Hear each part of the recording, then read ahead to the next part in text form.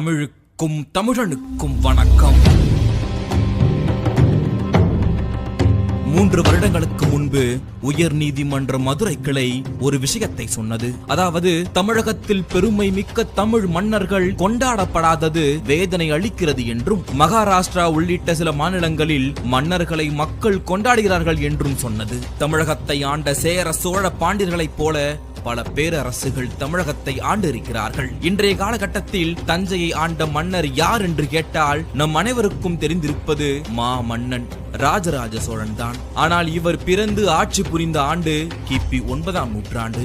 ஆனால் அதற்கு முன்னரே கிபி 6ஆம் நூற்றாண்டு முதல் 8ஆம் நூற்றாண்டு வரை கிட்டத்தட்ட 300 ஆண்டுகள் தஞ்சையை ஆண்ட பேரரசர்களை பற்றி உங்களுக்கு தெரியுமா?